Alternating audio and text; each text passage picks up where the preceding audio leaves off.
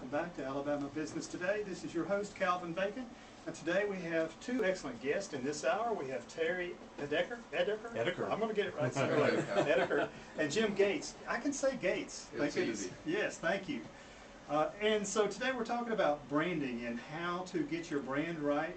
And quite frankly, I think we've got some things to learn in this hour. Jeff, you had a question. Well, Why don't you shoot I on want that? to jump in. We've been talking a little bit just about branding, and I've heard the term rebranding, and also being consistent with the brand. And just wanted to ask, what is rebranding? If you're trying to be consistent with one brand, is rebranding remaking the whole thing? Is it starting from scratch? Is it building on what you already have?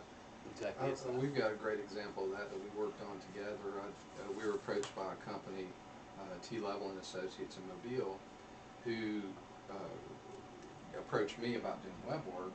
And when we sat down with them, I asked them to show me what they give customers.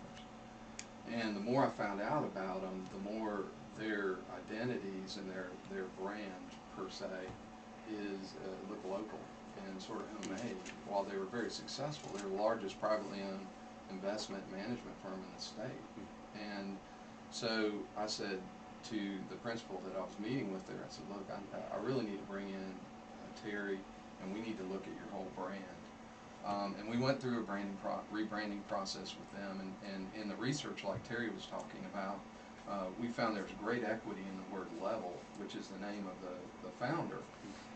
And so when we went through that process, there were a variety of different future things that they were looking into. So we went from Leavell and Associates to Leavell Investment Management, gave them a whole new identity. We went through a significant process with them.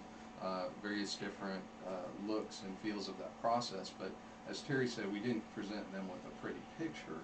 What we did was we better defined them by the graphical appearance that they had. So thereafter, we went through a marketing process with current clients, with their existing staff even, and helped them to understand that there wasn't a takeover, there wasn't a new owner or anything like that.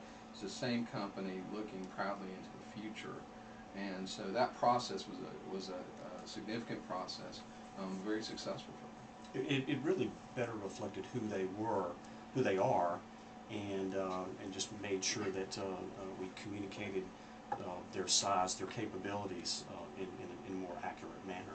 When you say better successful for them, I mean you really saw what a great return on investment. You saw what was the and what is the good return on investment? Well, I mean that's a just with Leavell, let me touch on one thing. They were proud now to hand out what they were handing out. We went through, got a great new brochure that represented them as the company that they were, and the people that were in the meeting with new customers oftentimes would set their material beside another group's material, and it would be pretty obvious by the perception that they weren't as qualified, but in reality they were more qualified.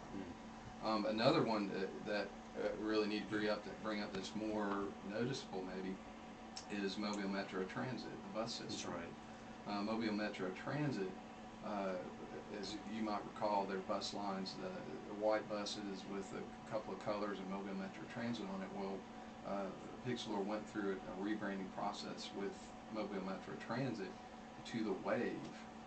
Same bus line, same buses with a totally different look, totally different feel. And their goal was to increase ridership, quality of ridership to people that weren't normally riders. Has it worked?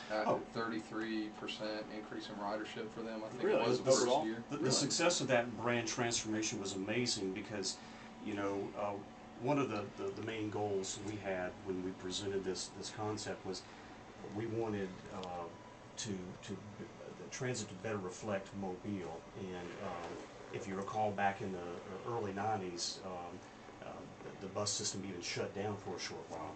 They were notorious for various breakdowns and smoke spewing. So the brand basically was dull and lifeless, and they were losing ridership.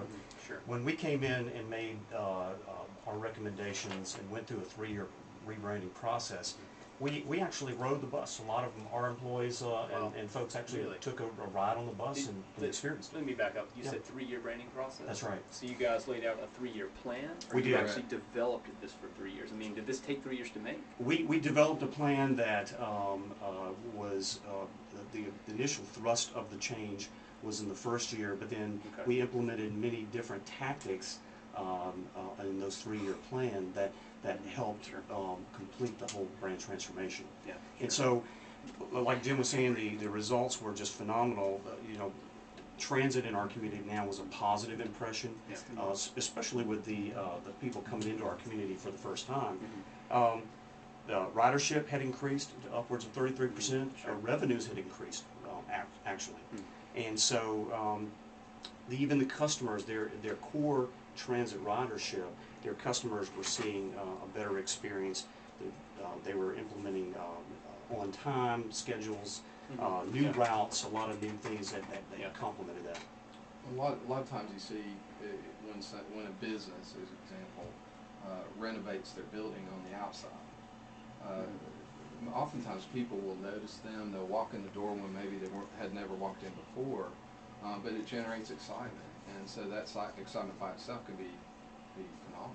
I know this is sort of to the side of that, but it's still a marketing concept.